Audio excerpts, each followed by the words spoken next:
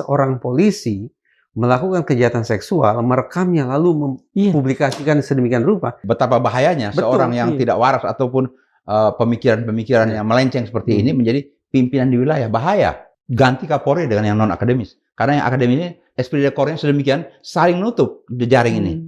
Esprit de corps daripada akademi ini menjadi semacam kelompok darah biru dan ada yang darah kotor di situ. Karena yang menentukan penjenjangan karir di situ. Mereka lah Tuhannya kepolisian ini. Deputi Sumber Daya Manusia Mabes Polri. Jenderal hari ini tidaklah seberkualitas jenderal tempo dulu, Pak. Istilah sekarang tuh lempar batu di Mabes, jatuh batu di kepala jenderal. Dulu kan jatuh di kepala Tamtama Bintara kan, sekarang di kepala jenderal. Ini serius loh, Pak. Saya sekarang berpikir mudah-mudahan teman-teman di Polri tidak marah. Jangan-jangan Akpol ditiadakan saja, Pak. Moratorium deh.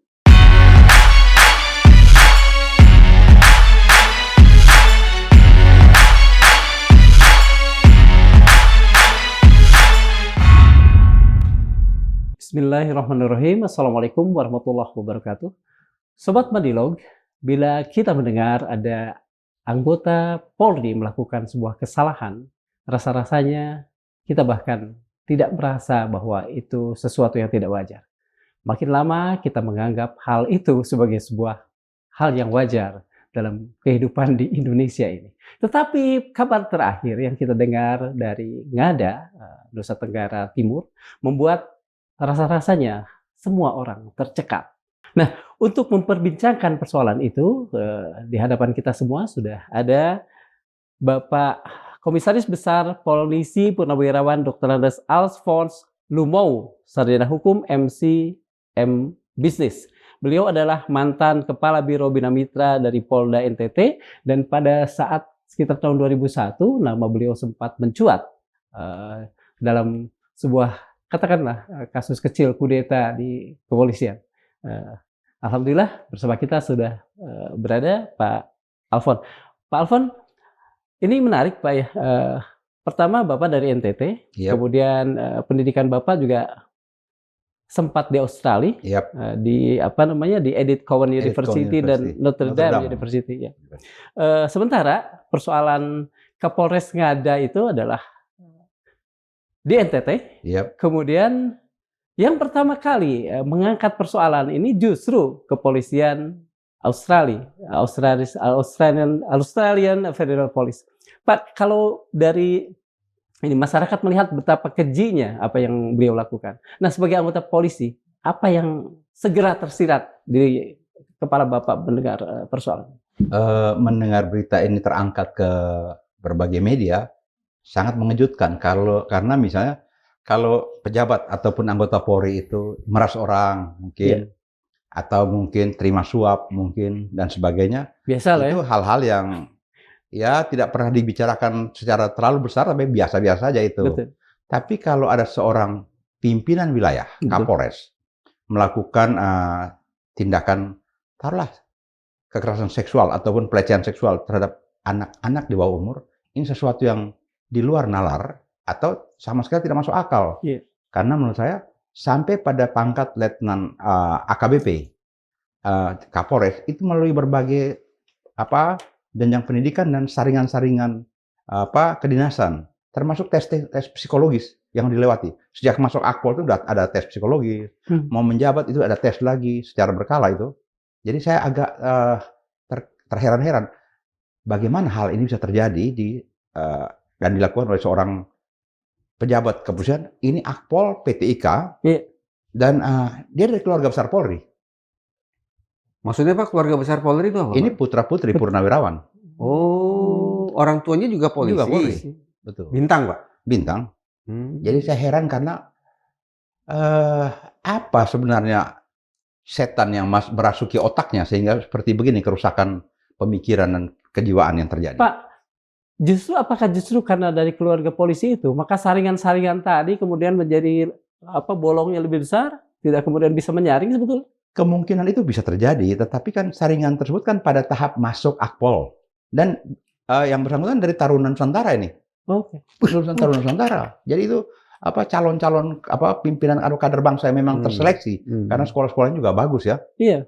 Nah, tetapi pada saat bagaimana seleksi dari awal-awal itu bisa lolos itu juga jadi mengherankan saya karena sejak saya jadi akabri dulu ya, Iya. kita punya tes psikologi itu sejak masuk taruna, terus mau lulus dan sebagainya. Mungkin tes-tesnya udah terlalu kuno atau konservatif kan. Coba gambar pohon atau gambar, kita juga nggak ngerti ini apa maksudnya. Tapi kalau tes-tes seperti ini, mungkin sudah perlu ada pemikiran-pemikiran baru karena mungkin saja metode pengujian serupa ini Sudah umum, sudah tertinggal dengan kondisi kekinian. Iya. Karena seperti sekarang saya baru tahu bahwa ada MBIT, Myers-Briggs Indicators Type ya. Jadi orang dengan macam-macam mungkin Mas Reza bisa lebih tahu kok lebih rinci mana orang introvert, extrovert, tipologi orang. Jadi kuadran berapa kira-kira tipologi kepribadian dia. Nah dulu waktu saya masih di polisi hal-hal itu tidak. Tapi waktu kuliah di luar, kuliah manajemen, nah itu ada. Apakah juga tidak kita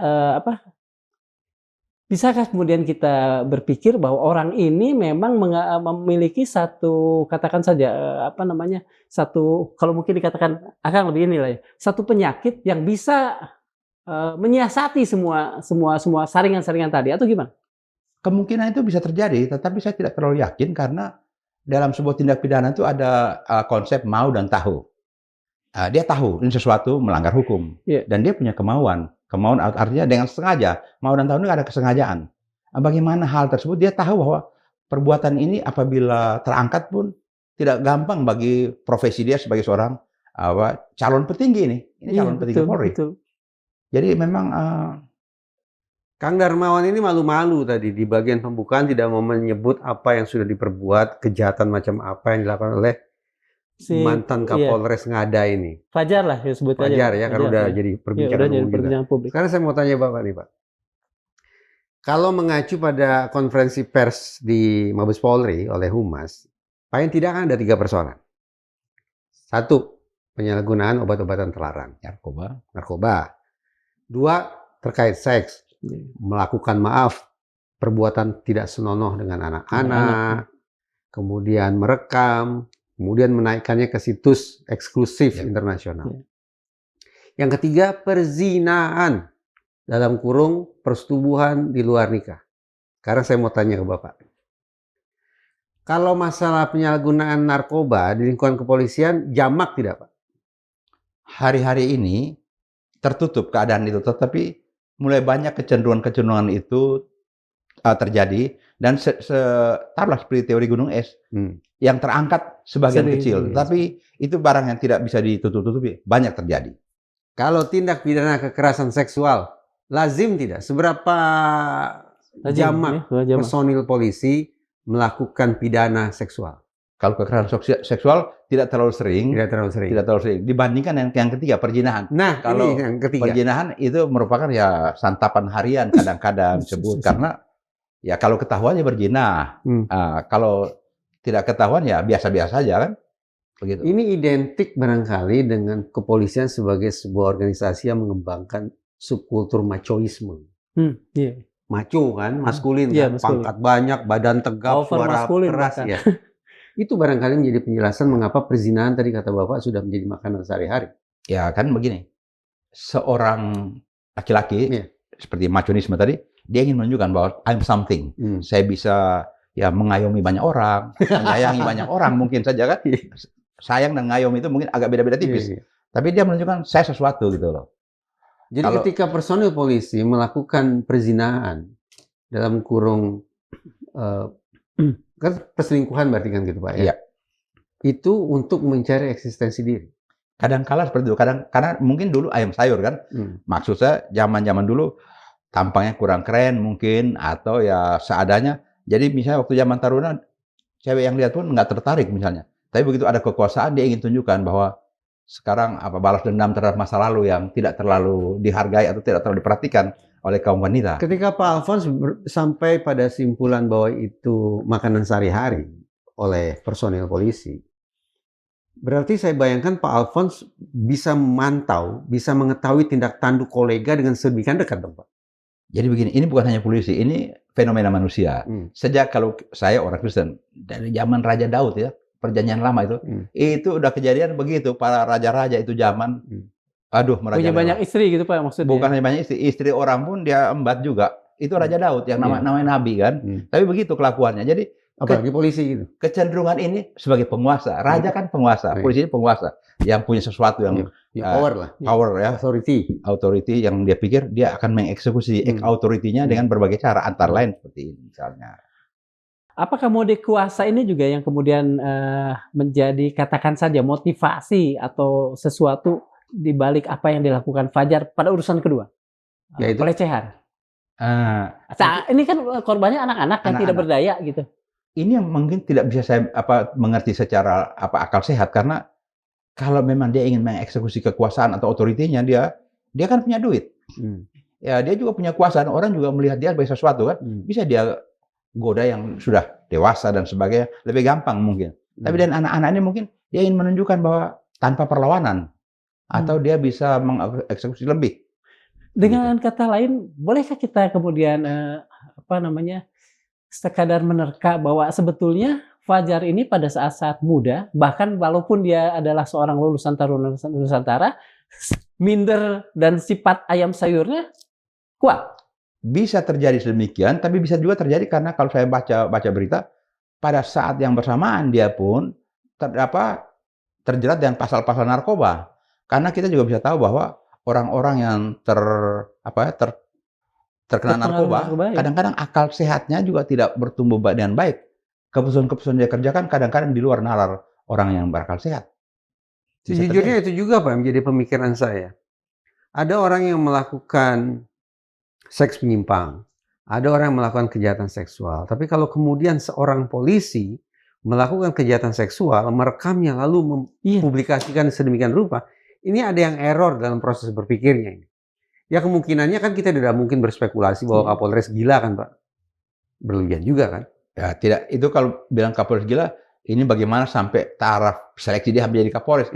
Betapa bahayanya seorang yang tidak waras ataupun pemikiran-pemikiran yang melenceng seperti ini menjadi pimpinan di wilayah. Bahaya bagi organisasi. Apakah soal tadi bahwa beliau berasal dari lingkungan Bintang itu turut mempengaruhi dan kuat betul kemungkinan ini? Jadi setiap langkahnya terus di guarding gitu oleh Bintang ini? Kadang-kadang itu bisa terjadi karena begini, fenomena kekinian ya, banyak dari anak-anak pejabat, petinggi atau baik di TNI, Polri maupun pegawai negeri sipil yang menitipkan anaknya di sekolah di Taruna Nusantara dan nanti jadi masuk ke Akmil dan sebagainya. Tidak tertutup kemungkinan bahwa selama mereka di sana, kalau ada penyimpangan dan sebagainya atau ada pelanggaran, pembinanya pun tidak berani bertindak banyak karena ada payung atau ada gebukan kasur yang ikut bisa negor dan sebagainya. Orang tua Bapak polisi bukan? Bukan. Bisa tidak kita berspekulasi bahwa kalau anak-anak polisi punya privilege lebih besar untuk jadi untuk masuk anggota polisi?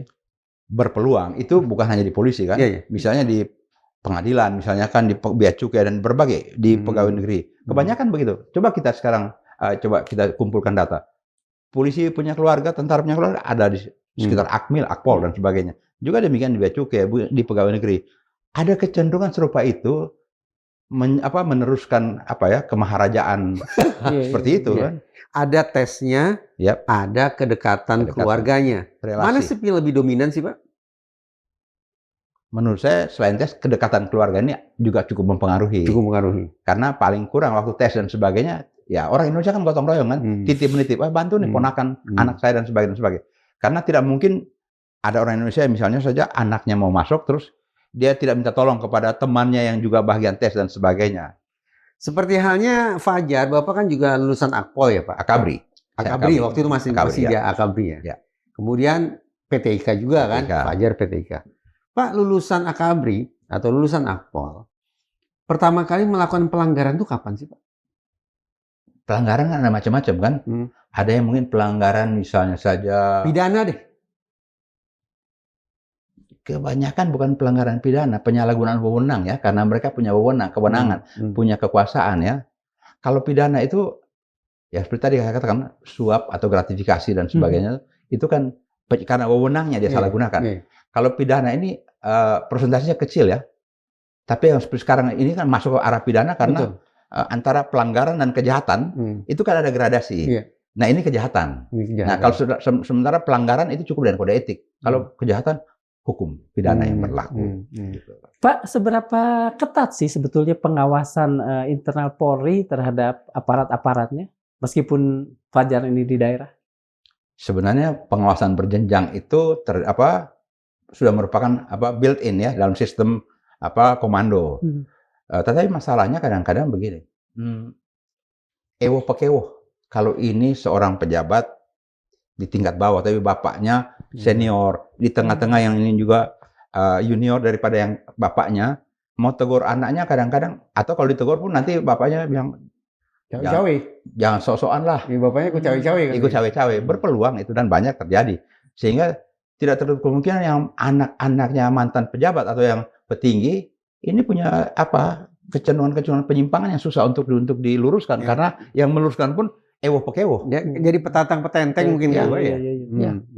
Kalau teman-teman Fajar, Pak, kan ada jiwa korsa nih kan Pak di lingkungan kepolisian.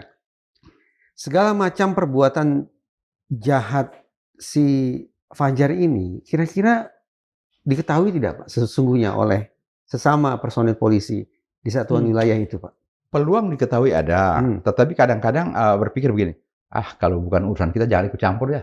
Nggak usah ngerecokin, jangan cawe-cawe.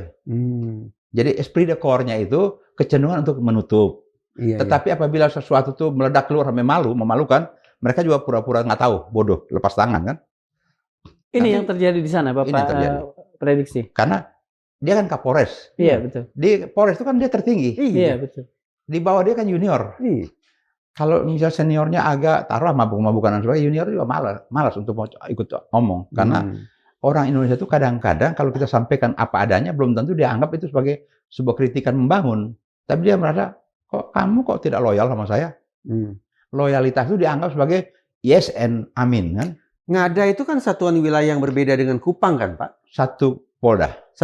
Poldanya di Kupang. Tapi Polresnya beda. Polresnya beda. Nah pertanyaan saya begini, seorang Kapolres Ngada ketika kemudian dia melakukan perjalanan ke Kupang, itu harus ketok pintu tidak ke Polres setempat atau memberitahu Kapolda atau apa? Dia tidak perlu ketok pintu, tapi dia berjalan ke Kupang pasti ada surat izin.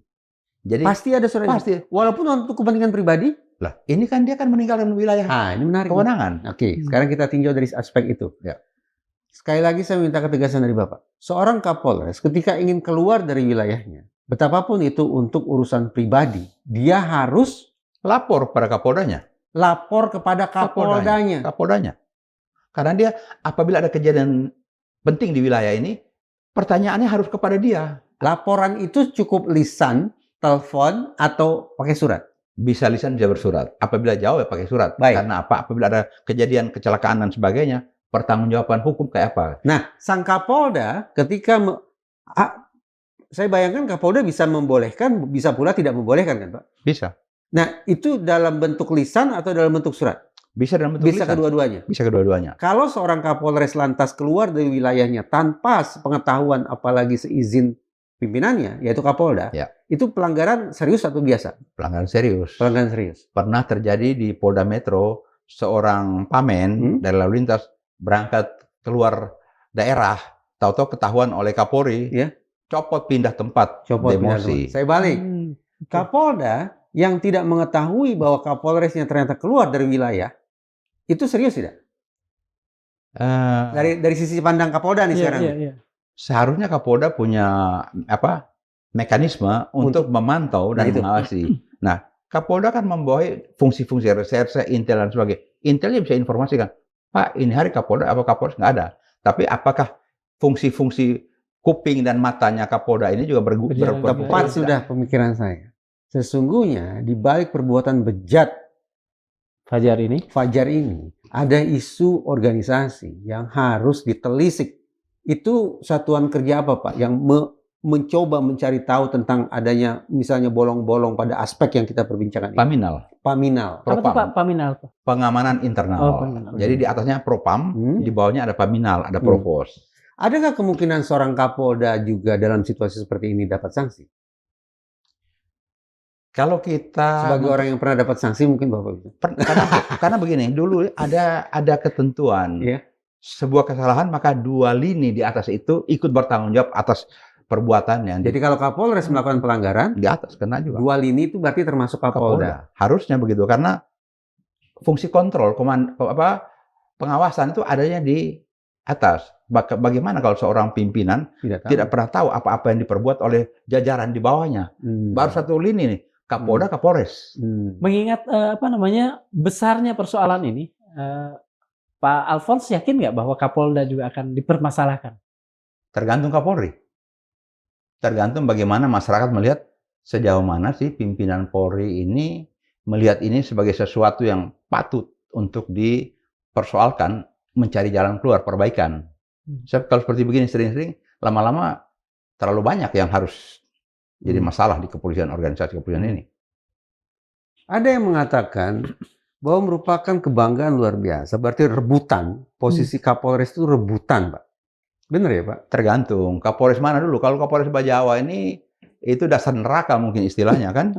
Jadi kita tidak bisa melihat Fajar selaku Kapolres sebagai sosok polisi berprestasi, tidak serta-merta begitu juga? Tidak serta-merta. Lantas? Dia kalau mungkin Kapolres misalnya saja di Metro Jaya, atau Kapolres mungkin taruh sekarang daerah tambang ya, karena ada illegal mining dan sebagainya. itu mungkin sesuatu yang diidam-idamkan, atau mungkin dengan segala cara minta di sana. Tapi kalau NTT itu nanti Tuhan tolong, Polda itu NTT, Nusa Tenggara Timur itu NTT kan, nanti Tuhan tolong. Kalau bisa mereka bikin agar cepat pindah dari sana. Atau kadang-kadang ada istilah, kalau begini saya buang ke NTT. Serius Pak? Pernah ada istilah begitu, sehingga dipersoalkan oleh Pak Beni Harman. Jangan bilang begitu dong, nanti daerah saya dianggap daerah pembuangan ini kan. Jadi maaf ya saya ini. Ya. Seorang Fajar bisa berada di Polres yang Satria Nusantara, di Polres Ngada. Bukan cita-cita hidupnya itu. Bukan cita-cita hidupnya di Ngada itu. Saya pernah punya senior. Saya dulu Letnan 2 di Flores, ND. Yang di Ngada itu ada senior saya 72, gila itu di sana. Ada juga gara-gara apa, Pak? Ya gara-gara frustrasi lah dengan daerah yang sepi, kedinginan. Itu zaman tahun 72 itu lulus dan ditempatkan Letnan 2 dari orang dari Jakarta, dari Bandung, teratur segala. Tiba-tiba datang, listrik pun tidak ada malam. Mati. Satu wilayah itu nggak ada kelas kan, Pak? Ya? Ya. Dulu ada, sekarang sama. Sekarang NTT, Kapolresnya 2 bintang. Kapolresnya masih 2 melati. Tapi kalau di Kupang, Kapolresnya 3 melati. 3 melati. Ada nggak kemungkinan Fajar ini mengalami, meskipun tidak se-ekstrim yang teman Bapak sampai gila, tapi ya gejala-gejalanya mungkin apalah. Nah itu pakai narkoba aja udah serius berarti kan? Bisa juga dia frustrasi. Dan dia pernah dari Sumba Timur, dari Sumba dulunya. Iya. Dari Sumba lebih bagus, Pak. Hampir rata-rata. Hampir sama ya. Sumba sekarang jadi pusat wisata kan? Iya, jadi mungkin banyak orang berdatangan. Kita mundur deh, Pak. Fajar ini pernah di Cirebon. Pernah Cirebon. Lumayan tidak, Pak, kalau Cirebon? Cirebon sangat lumayan. Sangat lumayan. Maksud sangat lumayan ini apanya sih, Pak? Apanya sih yang lumayan? Kehidupan, keramaian, jadi cari makan, minum, hiburan, dan sebagainya cukup di sana. Kedua ya, tidak terlalu makmur-makmur, tapi tidak terlalu susah-susah amat gitu. Dibandingin Bajawa. Nah, jadi ketika seorang yang personil Polri, semula di Cirebon, kemudian melayang ke Bajawa, NTT, kita membangun tafsirannya seperti apa? Tambah susah dia. Kita bisa lihat LHKPN-nya tambah duit atau kurang tambah kismin dia kan? Iya. Itu. Memang yang terakhir sih LHKPN-nya katanya belasan juta rupiah saja. Masuk akal, Pak? Ya, memang sebenarnya belasan juta pun sebenarnya sesuatu yang menakjubkan ya.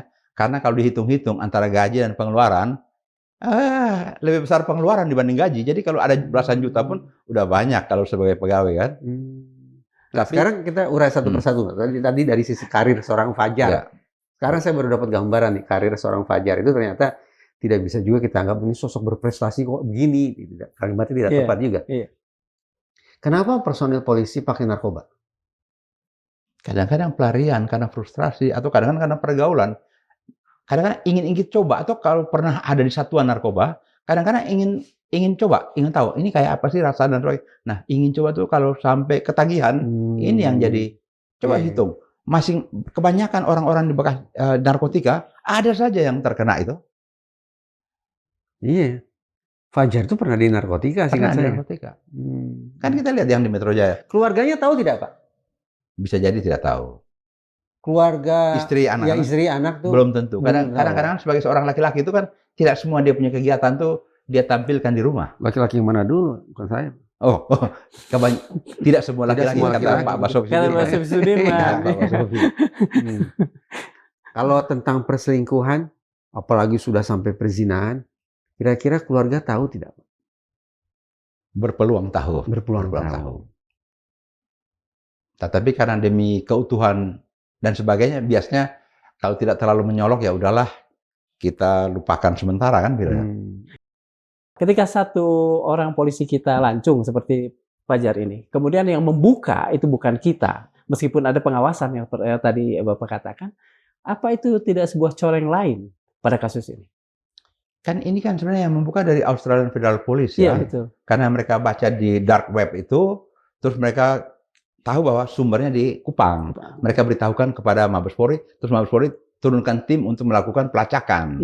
Sehingga dari Kupang tuh mengecek pada tanggal sekian-sekian di hotel sekian, ketemu keterangan daripada pegawai hotel dan sebagainya. Oh ya, ada di sini dan sebagainya. Jadi sebenarnya memang kalau ini barang tidak juga diketahui Australia, tidak, karena dark web itu tidak gampang. Beda dengan web Google biasa tuh. Dark web ini agak lebih maksud saya menyimpang. Maksud saya kan ini lebih menyimpang, kemudian potensi kriminalnya juga tinggi. Masa sih kemudian Indonesia pun tidak ada orang yang nongkrongin lah, katakan seperti itu, kepolisian kita? Terlalu banyak bidang ya harus dipantau. Jadi hal-hal seperti itu tidak terpantau oleh cyber kita ya, divisi cyber kita. Karena ini pun untuk orang awam yang lihat saja pun tidak gampang tahu di dark web itu harus memang betul-betul advance ya. Gitu. Nah, Australia memang sangat teliti soal pelecehan seks terhadap anak itu. Gitu. Kalau misalnya ini tidak dibuka oleh Australia, sebetulnya tidak tahu. Si Pak Fajar ini aman-aman saja. Aman-aman saja. Atau kemungkinan kalau saya mengikuti perkataan Bapak tadi, mungkin sejawat ada yang tahu, kolega ada yang tahu, tapi tadi Bapak katakan pura-pura tidak tahu atau tidak mau tahu. Nah, begini, pada saat di Sumba maupun di Bajawa, seorang Kapolri kan dia tidak punya teman yang sederajat dengan dia kan. Teman dia kan bawahan, ya. Bawahan tuh kebanyakan malas tahu lah apa yang pimpinan punya kelakuan. Takut hal-hal yang menyangkut pribadi bawahan, kecuali bawahannya pernah jengkel sama atasannya, dia cari tahu, usil dia. Ini atasan kemana aja sih? Kencing pun dia cari tahu kan. Tapi kalau dalam hal-hal normal saja, bawahan juga tidak pernah punya friksi dengan atasan itu, aman-aman saja karena dia di atas kok. Pergaulannya dia juga tingkat atas tertentu kan. Jadi teman-teman seangkatan dia pun belum tentu tahu. Karena kalau kita lihat ini kecenderungannya mulai kapan? Agak-agaknya baru-baru sejak dari narkoba Polda NTT baru dia mulai mengenal dunia narkoba ini. Kita bisa bayangkan di NTT kan bukan jalur perdagangan narkoba. Kok bisa dia di situ dan ada lingkungan yang dia tahu? Berarti dia jangan-jangan memang punya bagian dari sebuah sindikat narkoba. Itu yang susah dikategorikan serupa itu karena kita tidak cukup punya data banding pernah main apa saja tentang narkoba. Ini kan Fajar ini melakukan hal yang buruk, kemudian merekamnya, kemudian mengunggahnya. Apakah dengan mengunggahnya itu kita tidak bisa mengatakan bahwa dia, katakan saja, sedang mempromosikan satu hal buruk untuk diketahui orang atau agar suatu saat itu dianggap biasa? Mungkin dia tidak menduga bahwa perbuatan dia itu merupakan suatu bentuk polisi loh Pak. Ya. Karena bidang begini pun polisi jarang-jarang ada petugas pejabat polisi yang seperti ini. Jadi perbuatan dia ini kalau katakan dia mau dan tahu, dia tahu perbuatannya, tapi dia tidak bisa memprediksi bahwa dampak dari perbuatannya akan sedemikian bahayanya. Kalau pemikiran saya agak berbeda. Pemikiran saya begini. Fajar ini kan tidak mengunggah tayangan kekerasan seksual terhadap anak itu di website yang terbuka, tapi di situs yang eksklusif eksklusif. Jadi saya bayangkan ada terms and conditions apply, syarat dan ketentuan berlaku bagi siapapun yang ingin masuk ke dalam kelompok yang eksklusif itu. Perkiraan saya, siapapun yang ingin masuk menjadi bagian dari kelompok eksklusif jihad itu harus punya portofolio. Harus menunjukkan apa tanda petik kreasi yang sudah pernah kamu lakukan. Ya, mungkin setidaknya orang-orang yang masuk ke jejaring itu ada pakai password. Iya. Atau ibaratnya dia masuk member atau apapun gitu. Karena tidak mungkin orang tanpa identitas masuk itu tidak mungkin. Betul.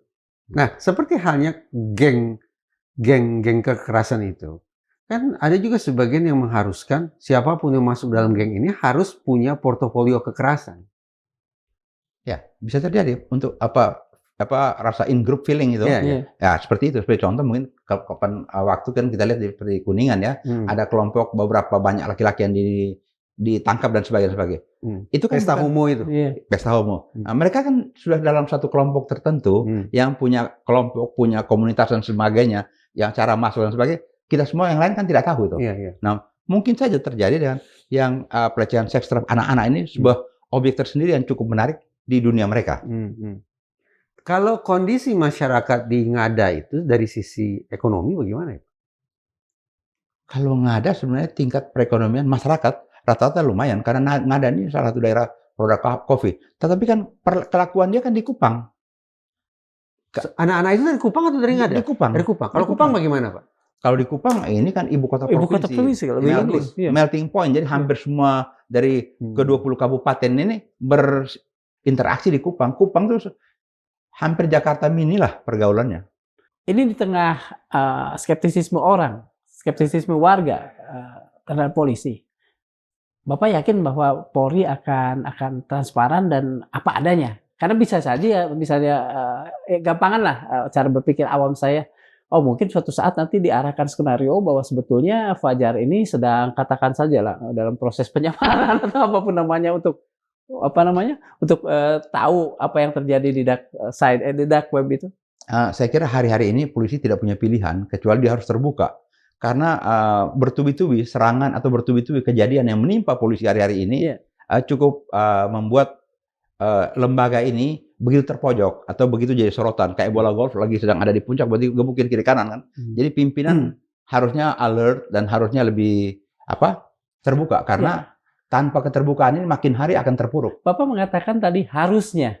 Ya. Dengan tingkat kepercayaan Bapak terhadap institusi Bapak sendiri dan terhadap orang-orang yang sekarang sedang memimpinnya, bagaimana? Apakah harusnya ini akan dilaksanakan? Menurut saya pimpinan Polri apabila dia mencintai organisasi ini dan dia ingin organisasi ini dihormati dan ditaati oleh masyarakat sebagai warga pencari keadilan, dia tidak punya pilihan, harus bertindak.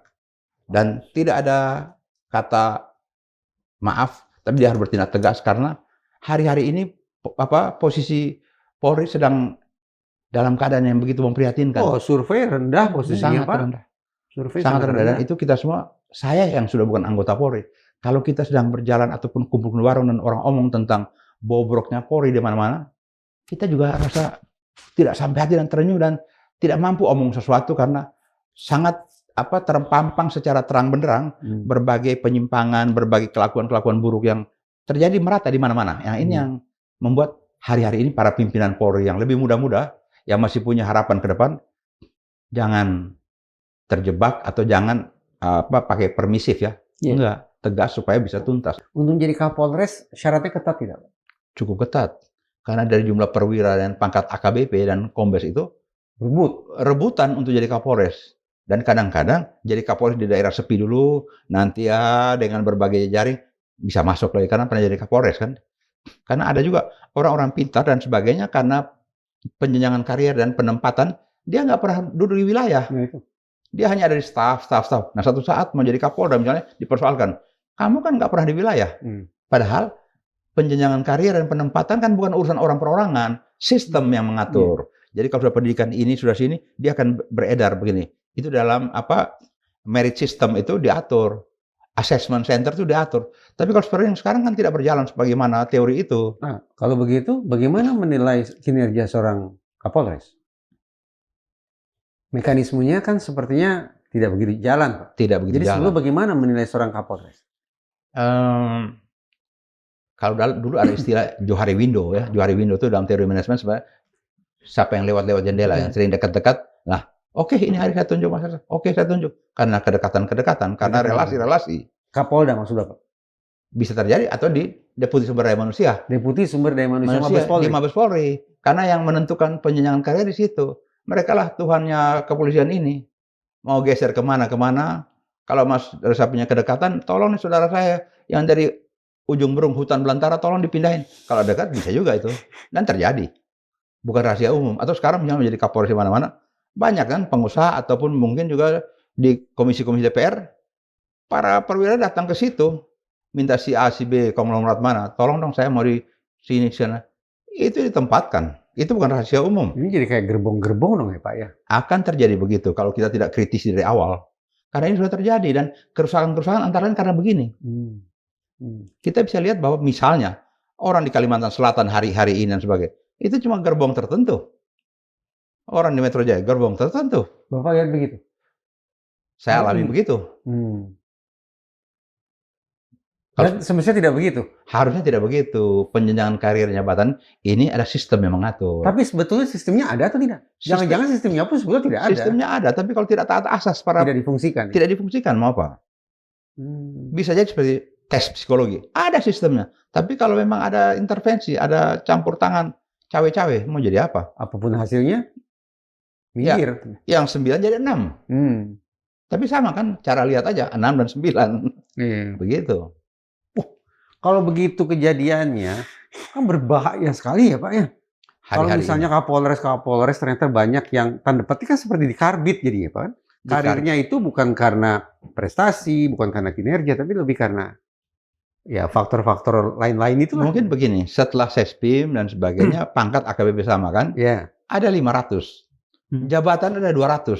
500 itu kan saling berebutan. Cari jejaring kemana, cari channel di mana untuk berebut ini. Jadi karbit-mengkarbit karena jejaring. Alhasil 500 orang itu bisa kemudian berkompetisi secara tidak sehat dong Pak? Bisa terjadi. Dan antar mereka bisa terjadi gesekan dong Pak? Gesekan yang paling keras, gesekan antar angkatan. Gesekan yang paling tajam adalah antar angkatan. Dan sesama juga. Sebagai contoh sekarang, misalnya contoh. Kalau Kapolrinya 91, semua teman-temannya ditaruh situ kan misalnya. Supaya apa? Saling mengamankan di sana. Saling mengamankan. Agak kurang nyaman saya mendengar frasa saling mengamankan. Ya. Dia kan percaya teman apa grupnya kan, peer grupnya. Nah, semua ini. Otomatis yang seniornya 90 dan sebagainya ketinggalan gerbong. Dan itu yang terjadi hari-hari ini. Demikian juga di wilayah. Demikian juga di wilayah. Di wilayah. Jadi memang kalau kita katakan merit system atau sistem assessment dan sebagainya, itu omongan. Tetapi secara kenyataan itu bisa kita anggap bullshit lah. Termasuk Bapak? Saya tidak termasuk. Bapak tidak pakai gerbong? Saya tidak ada gerbong, saya anak singkong itu. Berarti boleh dong saya katakan bullshit aja nih Pak Alphonse mengklaim tidak punya gerbong? Saya tidak punya gerbong. Gerbong saya itu sendiri. Karena kalau kita pikir sekarang ya, hampir semua akpol dan sebagainya, ini kerabat, keluarga, anak dan sebagainya. Saya dari STM Solo, single fighter di sana. Sama aja Pak Presiden, Wakil Presiden juga. Tukang kayu kan? Nah, seperti itu. Ada itu sebuah mujizat aja alam. Mujizat. Ya, saya bukan siapa-siapa. Perantau dari NTT. Karena sekarang ada isu lagi kan. Misalnya punya saudara atau orang dari Jakarta mau ke NTT ada akpol dan sebagainya. Oh, the local boy for the local job. Kamu nggak boleh melamar AKBP dari Kupang. Aneh juga. Padahal ini warga negara Indonesia sama dan ini negara kesatuan untuk sebuah pekerjaan kenegaraan, bukan pekerjaan wilayah kan? Dengan perspektif yang Bapak sampaikan ini, maka saya minta izin untuk menyoroti AKBP Fajar. Jangan-jangan dia juga seorang personil Polri yang merupakan produk dari apa? Kita menyebutnya apa? Anomali atau penyimpangan atau kerusakan sistem atau kesemrawutan ini. Produk dari sistem yang tidak taat asas ini.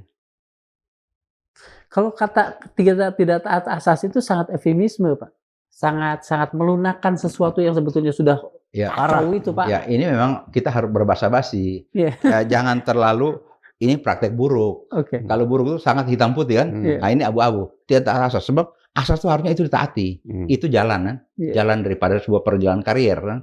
Tapi kalau ini kan belok-belok ini. Pak, siapa sih di institusi Polri yang merupakan ujung tombak untuk melakukan penataan organisasi itu siapa sih Pak?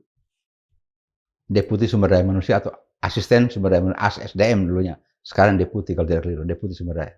Bukan hanya manusia Polri-nya, tapi juga organisasi. Organisasi. Dia satu sistem. Jadi ada assessment center di sana. Itu bintang 3 Pak? Bintang 2 sekarang. Bintang 2 sekarang. Yang sekarang jadi Irwasum sekarang nih. Kemarin Pak Dedi kan. Oh iya betul. Kabar Reskrim kan juga dari SDM kan Pak? Dari SDM. Wahyu Widada. Wahyu Widada. Nah, cuma begini. Kalau boleh saya katakan, orang-orang dari SDM dan sebagainya, ini mestinya kan human resource management, mereka belajar secara theoretical framework thinking harusnya. Tapi ini karena kepangkatan kan, pangkat ini duduk jadi ini. Jadi seolah-olah sekolah Akpol, PTIK, SESPIM itu sekolah semua ilmu. Padahal sebenarnya setiap kejuruan itu harus ada spesialisasi keilmuan. Bagaimana kalau untuk direktur SDM-nya Polri direkrut dari luar? Dia objektif, dia tidak masuk dalam gerbong apapun. Mungkin cara pikir tentang pengelolaan sumber daya manusia juga lebih progresif. Menurut saya tidak ada masalah, karena direktur sumber daya manusia ini kan memikirkan tentang strategi penempatan manusia sumber daya. Jadi ini tahun mau terima berapa orang, Tamtama, Bintara, dan ini tahun berapa pensiun. Dan itu tersusun secara sistem. Kalau dulu zaman waktu saya masih bertugas, cari caranya organisasi Polri itu bagikan piramida. Di atas 4 bintang 1, terus berjejer. Kalau sekarang terbalik ini, di atas yang berjejer banyak, di bawah malah kurus. Apa yang membuat begitu?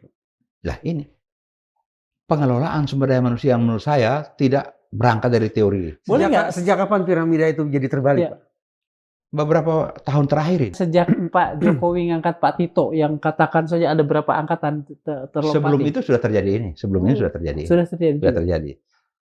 Karena bisa terjadi sekarang di Mabes seorang bintang. Dulu kalau daftar susunan personil dan peralatan, daftar susunan personil dan peralatan, 1 kolonel bawahannya berapa orang? 1 mayor di Polsek berapa orang? Sekian ratus orang. Sekarang bisa terjadi 1 jenderal tidak punya anggota. Bisa terjadi. Dia cuma punya 1 orang sipil, mungkin sopir. Jadi dia kerja seorang diri. Terjadi. Itu juga yang melatar belakangi mengapa kemudian sekian banyak pos kementerian dan lembaga justru diisi oleh personil Polri? Mungkin saja. Ya, kita terlepas dari bicara kompetensi tapi melimpah ruahnya. Karena melimpah ruah. Ini ada jabatan struktural, ada jabatan fungsional, macam-macam. Apakah kemudian bisa saya maknai bahwa jenderal hari ini tidaklah seberkualitas jenderal tempo dulu, Pak? Karena jadi terlalu banyak, seolah gampang sekali jadi jenderal. Gitu. Mungkin saja itu berkemungkinan. Istilah sekarang tuh lempar batu di Mabes, jatuh batu di kepala jenderal. Dulu kan jatuh di kepala Tamtama Bintara kan, sekarang di kepala jenderal. Asal lempar batu. Asal lempar batu pasti jenderal kena. Saking banyaknya. Saking banyaknya. Jadi kita bayangkan kalau saking banyak semua pakai pengawal ribut jalan ini. Generasi akademi sekarang harus dibersihkan. Artinya sekarang kalau ada yang bukan dari akademi, tapi dia seorang yang qualified karena pernah jadi Kapolres, pernah jadi Direktur Serse, pernah jadi Kapolda dan sebagainya. Ganti Kapolri dengan yang non akademis. Karena yang akademis ini esprit de corps-nya sedemikian saling nutup jejaring ini. Jadi untuk merapikan ewah pakewanya banyak banget. Tapi kalau seorang yang bukan dari akademis, dia lone ranger dan berkualifikasi, bersihkan. Ada orang itu saat ini? Ada. Siapa Pak? Ada beberapa. Pak, supaya saya tidak keliru paham. Berarti perlu diberikan ruang lebih besar untuk non-akpol. Saya sependapat. Karena esprit de corps daripada akademi ini menjadi semacam kelompok darah biru dan ada yang darah kotor di situ. Iya. Sedangkan kalau dia sarjana yang berpeluang jadi sampai bintang kan, dia udah pernah jadi serse, udah pernah di wilayah jadi Kapolres, direktur dari Kapolda dan sebagainya. Manajemen kepolisian itu dari perencanaan, pengorganisasian, pelaksanaan, pengawasan, dia sudah tahu dan dia orang hukum. Apakah yang dari Akpol tidak akan resisten terhadap ide itu? Mungkin terjadi resisten, tapi kalau mau memperbaiki harus gunting. Harus gunting apa-apa yang sedang berjalan ini. Dan ini hanya ada pada kemauan presiden. Saya beberapa kali ke wilayah, Pak. Dan terus terang dengan segala hormat ya, saya memilih untuk tidak bertemu dengan direktur, tidak bertemu dengan yang notabene Akpol. Jadi saya memilih untuk bepergian ditemani oleh yang non Akpol. Saya terus terang terkesima loh Pak. selama ini, bukan selama ini, dulu saya nganggap yang hebat, yang pintar, yang pergaulan luas itu adalah Akpol. Tapi begitu saya ke sekian banyak daerah dan minta tolong hanya ditemani oleh non-Akpol, terpukau saya, Pak. Mereka luas, cara mereka berinteraksi dengan masyarakat sangat-sangat natural gitu. Mungkin karena sudah lama berada di situ. Sebaliknya yang Akpol ini kan mencolok-mencolok gitu, Pak ya. Sebentar di sini setahun 2 tahun udah pindah, udah keliling-keliling. Jadi kemampuan pemahaman terhadap anatomi wilayah, sosiologis dan sebagainya, itu. Dia tidak terlalu peduli. Karena dia lagi pikir mau lagi pindah ke sana, pindah ke sini, mau sekolah ini, sekolah itu. Lalu sebetulnya Akpol ini diadakan untuk apa? Kalau begitu ternyata realitasnya tidak optimal juga lah katakanlah. Akpol dan PTIK ini dulu pertama itu tidak ada Akpol. Dulu PTIK. Akpol baru ada tahun 66-an ya. AAK dulu. Pertama tuh polisi berpikir tantangan ke depan ini hal-hal yang dikerjakan oleh kepolisian itu begitu kompleks, maka perlu otak sarjana berpikir dan sebagainya. Maka itu waktu Pak Joko Sutono, CS memikirkan kondisi ini. Maka mata-mata pelajaran kemasyarakatan, hukum dan sebagainya menjadi dasar yang kuat itu waktu. Nah, lama-lama sejak tahun 60 sekian AAK berdiri 3 tahun. Kemudian tahun 70 AKABRI.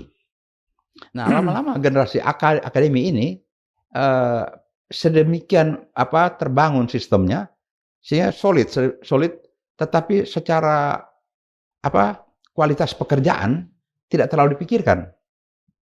Sedangkan yang sarjana mereka masuk perwira dari sarjana. Ini sudah terasa, Pak. Sudah terasa tingkat kematangan emosional sudah lebih baik. Dan mereka di suatu sarjana kan berinteraksi di kampus ya, lebih lebar. Betul. Cakrawala berpikir. Dan Akpol dengan 4 tahun mereka tuh cuma dengan itu saja interaksinya. Jadi eksklusif kesannya, Pak. Eksklusif. Dia merasa dia sesuatu dan dalam penugasan ini abang adik. We are something. Iya. Kami darah biru. Lu kan siapa lo? Satu. Kedua, kalau yang Akpol ini yang junior pikir, waduh kalau tidak dengar ini senior, dia kayak selalu temannya kita mati nih kan. Keterkaitan ini serius loh, Pak. Saya sekarang berpikir mudah-mudahan teman-teman di Polri tidak marah. Jangan-jangan Akpol ditiadakan saja, Pak. Moratorium deh. Mungkin itu juga pilihan-pilihan yang... Atau perekrutan sarjana ada. Betul. Mereka intelektual kan. Betul. Akpol kan kalau saya simak tadi, Bapak mengatakan hikayat Akpol itu untuk melahirkan polisi-polisi intelektual kan. Yang intelektual ya. Ya sekarang kan ada input sarjana. Ya. Let's say kalau sarjana, mereka udah sarjana. Iya. Tinggal sekian bulan pelatihan untuk jadi polisi. Iya. Kayak jaksa. Iya. Jaksa tidak perlu ada akademi kejaksaan. Nah itu. Sarjana hukum. Hakim bisa jadi penegak hukum. Iya. Ini bagi saya Pak Kang Nurmawan, diskusi yang keren punya. Dari awalnya kita seharusnya kita punya sesi sendiri khusus untuk itu. Saya memandang bicara institusi itu ada 2 poros. Poros individu dan poros organisasi. Sungguh-sungguh saya tidak menduga, awalnya kita sebatas berbicara tentang ada oknum polisi yang jahat yang namanya Fajar. Kita diskusi yang meluas jadi berpindah ke poros organisasi. Sudah di balik perilaku jahat dari oknum polisi yang satu itu, ada isu organisasi, ada agenda kelembagaan yang sama sekali tidak boleh dikesampingkan dan tidak tersentuh. Kalau kata ini kan Jean-Jacques Rousseau ada yang namanya milieu itu. Milieu ya. Suasana ini kan suasana lingkungan batin dan sebagainya. Pasti itu. Lingkungan batin sesama Akpol Akabri itu we are something and you are nothing kan. Ada kesombongan ya pada akhirnya. So pasti kata orang pasti kita di bangsawan, kita di darah biru, pewaris kerajaan. Jadi kita mulai dari letnan itu akan jadi Kapolri, akan jadi Kapolda, akan jadi Kapolres. Yang dari sarjana, don't think and don't dream about it. Betul. Dan mimpi lah. Begitu. Mungkin ini harus dibuka ulang ini untuk kalau mau perbaiki dan maju harus begini. Memang ada banyak yang tidak senang. Sekarang kerajaan ini tidak senang. Dan saya tahu kalau pernyataan-pernyataan saya ini pasti tidak disukai. Tapi buat saya demi kecintaan terhadap organisasi dan terhadap pelaksanaan tugas yang mengabdi pada rakyat, ini harus kita kerjakan. Mentalitas darah biru itu yang menjadi cikal bakal arogansi kan? Baik ke masyarakat maupun ke yang non Dan bisa terjadi dia berpenyakit kiri kanan, tapi karena kelompok yang berkuasa dia duduk lagi. Iya. Pak, seberapa banyak sebetulnya orang-orang yang berpikir bahwa harus ada reformasi internal yang cukup Paling tidak 8 orang tadi itu. cukup mendasar di polisi? Tidak banyak saya kira. Karena mereka merasa yang begini udah bagus. Yang begini ngapain merubah? Berpikir untuk berubah itu tidak gampang. Sedang saya berpikir kasihan masyarakat yang mengharapkan sebuah pelayanan, sebuah pekerjaan-pekerjaan yang profesional. Masyarakat berharap banyak, tetapi tidak banyak yang mereka dapatkan. Dan kita khawatir di hari depan terjadi pemberontakan, perlawanan masif terhadap praktek-praktek kepolisian yang harusnya mulia, nyatanya jadi tercelah. Nostalgia sedikit boleh Pak ya? Ya. Dulu kan sempat ada Kapolri kembar kan Pak? Ya. Bantu saya Pak untuk paham kenapa sih bisa jadi sampai situasi begitu Pak? Pak Alphonse ini sedikit latar belakang ini adalah orang yang staf ahli Kapolri waktu itu seolah-olah mendukung salah satu Kapolri kan Pak, yaitu Pak Hairudin Ismail. Berarti kan mau tidak mau, suka-suka tidak suka berhadapan-hadapan dengan Bimantoro. Pak Kapolri, Pak Bimantoro. Apa sih yang terjadi pada saat itu Pak? Kenapa sampai ada 2 Kapolri? Ini masanya Presiden Gus Dur kan ya Pak? Pak Gus Dur. Jadi saya mungkin pada saat itu kurang paham tentang perpolitikan. Saya hanya tahu secara kacamata hukum. Kalau menurut saya, kalau seorang presiden sudah membuat keputusan mengangkat seseorang jadi Kapolri, itu adalah keputusan yang berkekuatan hukum dan harus dikerjakan. Tetapi pada saat itu Presiden Gus Dur mengangkat Pak Hairudin sebagai Kapolri, tetapi oleh Pak Bimantoro yang akan digantikan Pak Hairudin dengan kelompok yang 100 sekian jenderal membuat suatu pernyataan yang menolak keputusan presiden ini dan menolak Pak Hairudin sebagai Kapolri. Nah, pada saat itu kami berpikir, kami berdelapan duduk ngobrol-ngobrol dari berbagai kesatuan. Berdelapan itu siapa maksudnya Pak? Saya, Pak Prof. Bambang Widodo Umar almarhum, Pak Parlen Nanggolan almarhum, Banjar Nahor almarhum, Herman Koto masih hidup, Pak Salikin Munis Brigjen, kemudian Nurin Umar, dan satu Badarul Jaman Hidir. Saya kenal dengan Pak Nurin Umar. Masih hidup beliau? Masih hidup. Nah, pada saat itu berpikir, kalau presiden punya SK seperti ini, harusnya kan tidak perlu kesepakatan sekian ratus jenderal untuk menolak. Ini kan sesuatu yang membangkang perintah presiden yang sah dan secara hukum tidak tepat. Nah, untuk itulah kami menyatakan sikap. Ini tidak benar kalau begini. Nah, cuma kelirunya kami, menurut cerita ini, ngomong di TV, menyatakan sikap serupa ini, menolak cara-cara yang ditempuh oleh para jenderal ini kan. Nah, disitulah terjadi perbedaan cara pandang. Karena mungkin, ya saya orang NTT, beda budaya, omong apa adanya. Nah, oleh teman-teman lain, saya dan teman-teman berdelapan, kami cocok sependapat. Ini harus dinyatakan. Tidak benar cara begini. Terhadap perbedaan itu, apesnya Gus Dur jatuhlah. Dan Pak Hairudin tidak jadi Kapolri. Dan waktu Ibu Megawati jadi presiden, Pak Bimantoro yang sudah diberhentikan, naik jadi Kapolri. Kembali. Jadi ada buku Pak Bimantoro, Kapolri 2 kali kan. Gitu. Nah, perbedaan persepsi tentang penegakan hukum seperti itu yang membuat kami berpisah. Mudah-mudahan suatu saat bisa bicara panjang dengan Pak Alphonse tentang tema itu ya. Nah, sekarang saya apa boleh buat nih, harus kembali dulu ke isu Fajar. Berbeda dengan peradilan pidana yang secara umum sifatnya terbuka sehingga kita bisa mengetahui. Fajar ini dibawa ke mekanisme pertanggungjawaban etik, sidang etik. Apa sih yang berlangsung di dalam ruang sidang etik itu kan, karena kita tidak bisa lihat Pak. Di persidangan etik itu sebenarnya kan sejauh mana perbuatan dari seorang terlapor ini melanggar etika profesi misalnya, apakah pekerjaan-pekerjaan dia kerjakan ini tidak sesuai dengan etika. Etik ini mempersoalkan tentang patut tidak patut, bukan salah dan benar. Sedangkan kalau pidana hukum itu salah dan benar. Artinya apa? Ada norma-norma dalam hukum ya, larangan-larangan. Apabila larangan ini dilanggar, ada sanksi. Jadi misalnya pelecehan seks terhadap anak ini itu dilarang norma. Sanksinya ancaman hukuman pidana. Beda dengan etik. Etik kan berlaku ketentuan patut tidak patut dalam ketentuan organisasi. Di persidangan umum pidana itu seorang terdakwa kan punya ruang untuk membela diri. Bela diri, betul. Sehingga sampai persidangan bisa makan waktu yang panjang. Banding, kasasi dan kalau di sidang etik ada juga. Dia dibela oleh Divkum. Pasti dibela. Dia punya hak untuk dibela. Kecuali kalau dia tidak minta. Tapi dia punya hak untuk dibela karena semua orang harus dianggap sampai dengan sebuah keputusan dia harus dianggap sebagai belum bersalah kan? Tapi maaf kata, Divkum berani apa untuk membela seorang pelanggar etik? Inilah apa dilema organisasi. Iya, iya. Karena Divkum kan tetap tunduk kepada induk organisasi. Iya, induk organisasi. Tidak mungkin Fajar didampingi oleh penasihat hukum dari luar, tidak bisa untuk sidang etik. Kalau dia mau, boleh saja. Bisa. Perkara diterima atau tidak oleh Komisi Kode Etik, itu lain lagi ceritanya. Ini pernah berlaku pada kami. Waktu kami 8 Pamen itu, buat di sidang, enggak, saya minta pengacara LBH Jakarta. Enggak boleh. Tidak boleh, tapi saya tidak mau ikut sidang kalau yang tidak didampingi oleh pengacara saya. Gitu. Akhirnya tidak jadi di sidang etik waktu itu, Pak? Tidak jadi sidang, untuk saya tidak jadi sidang. Karena saya menolak. Saya minta disidangkan di peradilan umum. Kalau tapi Bapak waktu itu dapat apalah namanya, semacam sanksi atau apa dari demosi. Tidak boleh menjabatan dalam sekian lama. Dan betul-betul tidak dapat jabatan. Memang persona non grata istilahnya kan, orang yang tidak disukai apa ya? Ya, istirahat di tempat. Kalau dalam pasukan itu istirahat di tempat.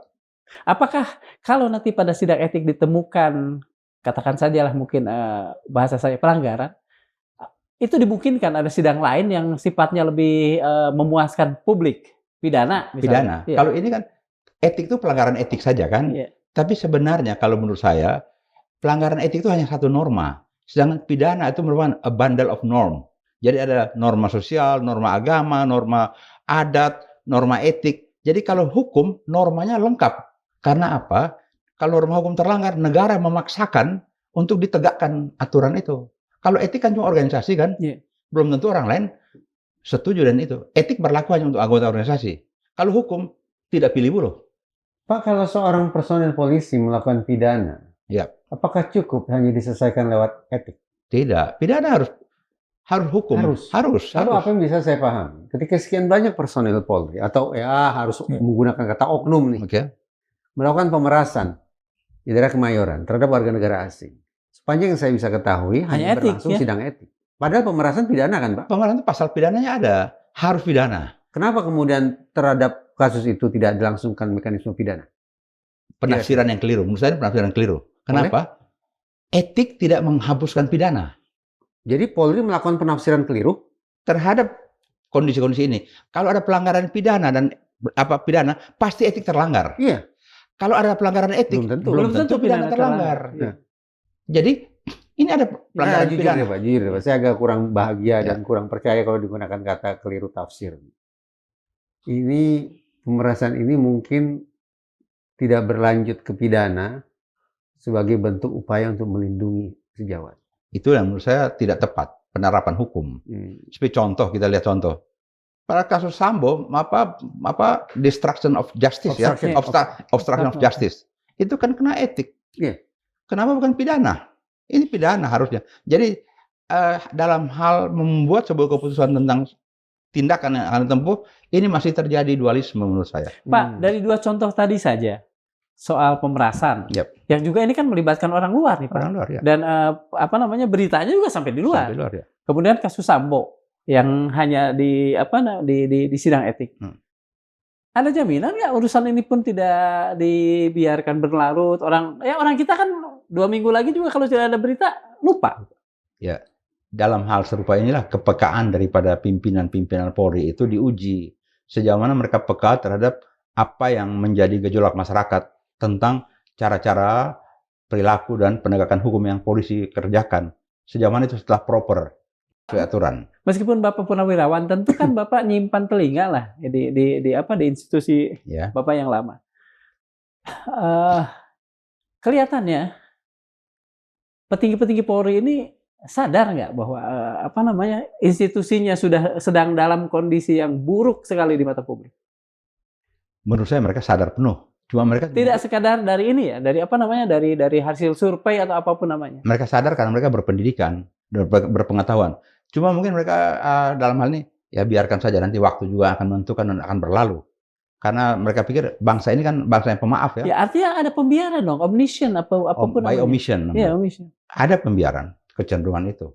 Pilih-pilih dan ada pembiaran. Nah, itu yang kita harapkan civil society ikut bereaksi dan memberikan maksud saya juga begitu, Pak. Bagaimana mungkin kemudian publik akan bisa memberikan trust mereka kalau selama ini selalu ada pembiaran? Ya kan, begitu. Apabila pembiaran terus berlaku, polisi sendiri akan menerima akibatnya. Artinya apa? Kita sudah lihat beberapa tempat apabila datang polisi dan sebagainya terjadi perlawanan masyarakat, menolak polisi bertindak dan sebagainya. Polisi melakukan razia dan sebagainya, penertiban suatu tempat ditolak dan sebagainya. Ini lama-kelamaan akan menggelinding jadi bola salju. Kenapa? Karena para pimpinan-pimpinan ini tidak peka untuk menindak tegas pelanggaran-pelanggaran bawahan. Kalau skalanya dari 1 sampai 10, gampangnya itu lah Pak ya. Sekarang ini tingkat trust publik terhadap polisi pada tingkat berapa menurut Bapak? Saya nggak berani buat kesimpulan karena belum pernah ada data yang menopang kesimpulan tersebut kan. Oke. Kalau mengacu pada Kompas, posisi Polri di bawah, intinya begitu. Paling tinggi TNI. Atau jangan-jangan untuk menyehatkan Nggak tahu juga nih TNI nih, revisi undang-undang terakhir untuk kan menyehatkan Polri, jangan-jangan nanti. Polri perlu digabung lagi ke TNI, Pak.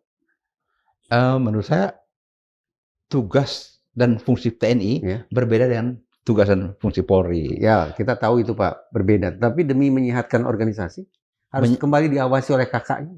Menyehatkan organisasi itu sendiri yang harus disehatkan. Tapi kalau di bawah asuhan TNI, sistem pendidikan, sistem pembinaan personel dan sebagainya kan berbeda.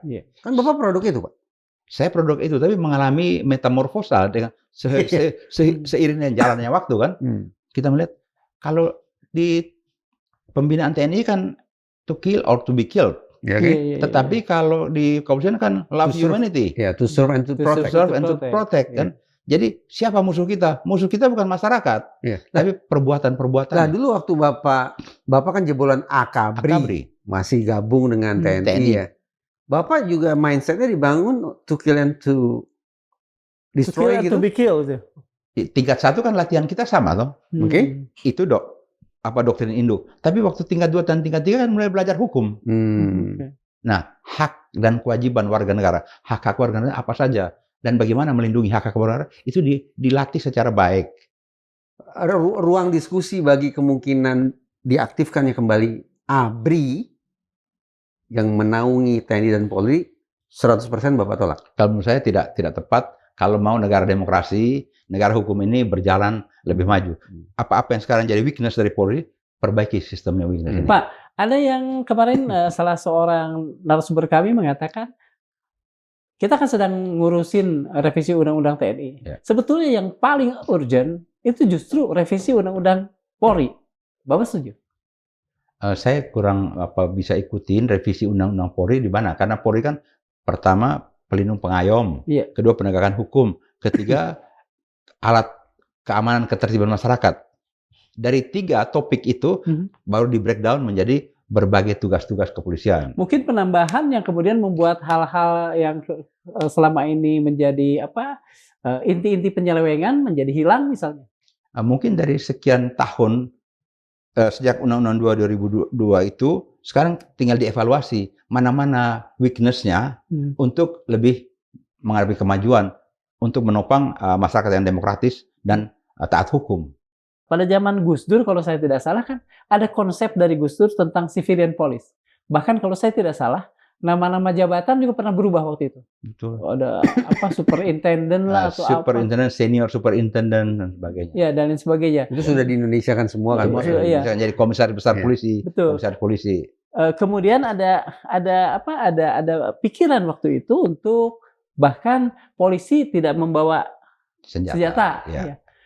Apakah pikiran-pikiran itu masih bergaung untuk menjadi civilian police ini? Sementara kan excessive force juga banyak sekali dilakukan oleh polisi saat ini. Ya, sebenarnya civilian police yang dimaksud itu bagaimana polisi yang berkepribadian ataupun dalam pola tindak itu bertindak menghargai hak-hak masyarakat sipil, ya kan? Artinya dia taat hukum, belajar secara baik tentang hukum itu kan, bukan juga berarti tanpa senjata dan sebagainya. Karena kalau kita lihat berbagai kecenderungan masyarakat kita begitu beragam kan, tingkat kekerasan daripada warga masyarakat dan sebagainya. Bayangkan kalau sedang orang bacok-bacokan, terus polisinya cuma pakai pentungan, bagaimana dia mengatasi? Sedang senjata itu sendiri bukan untuk nembak orang, memberikan tembakan peringatan agar orang yang melakukan kekerasan itu berhenti atau tidak menjalankan. Atau kalau dia sedang lihat orang bacok begitu, terus dia tegur, malah dia dibacok. Nah, itu bisa digunakan senjata untuk melumpuhkan lawan misalnya. Jadi senjata dipakai bukan untuk menyerang, tapi untuk mempertahankan ketentraman yang sedang terganggu atau menjaga diri. Tahun lalu muncul kritik bahwa senjata yang dipegang polisi itu senjata yang kombatan, katakan, mematikan gitu. Apakah kemudian harus ada revisi bahwa senjata ini lebih pada senjata apa sifatnya, Kang? Lupa saya namanya. Ya. Yang tidak mematikan tapi apalah gitu. Senjata pada hakikatnya semua mematikan. Cuma yang disebut itu karena begini. Dulu polisi itu pakai kayak kalau kita nonton film cowboy, Colt ya. Satu kali tarik, satu peluru. Tarik lagi, satu peluru. Revolver gitu.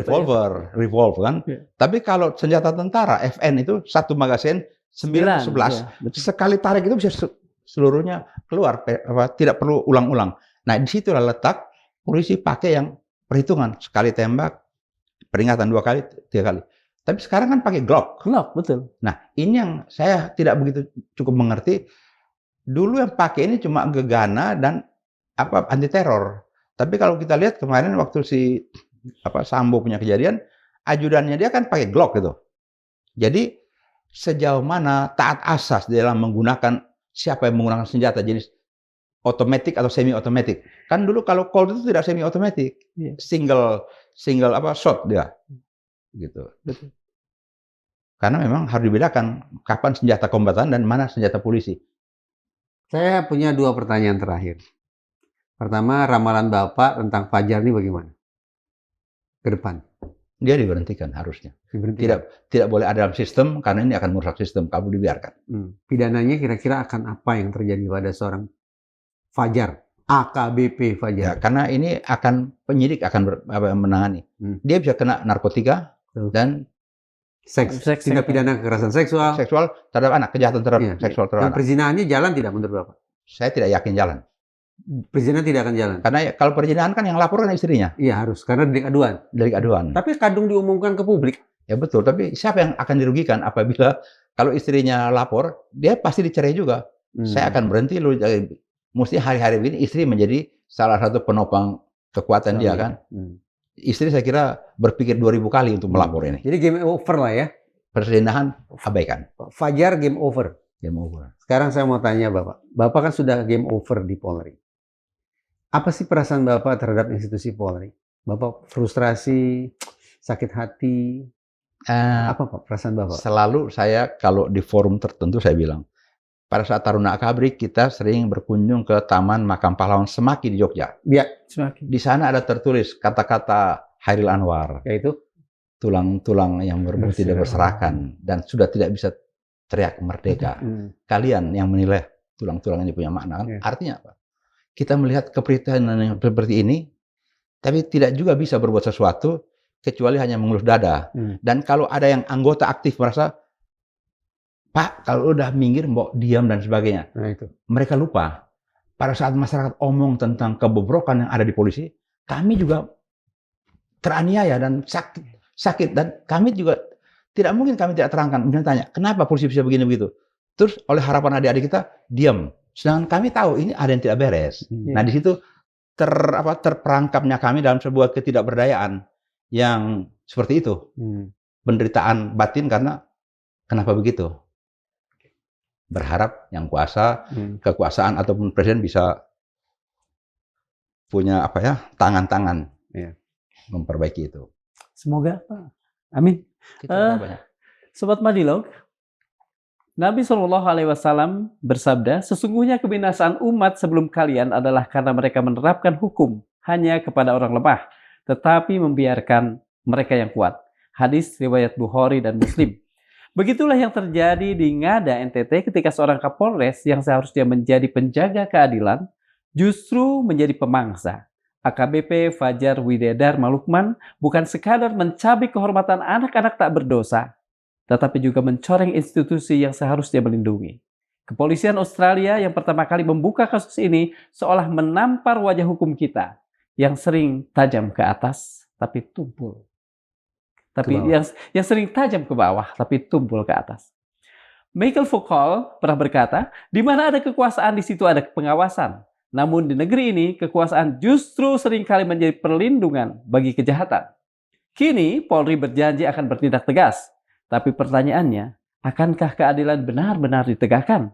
Ataukah seperti yang dikatakan Albert Camus, keadilan yang ditunda terlalu lama sama saja dengan ketidakadilan itu sendiri. Terima kasih. Assalamualaikum warahmatullahi wabarakatuh. Terima kasih sekali, Pak. Terima kasih.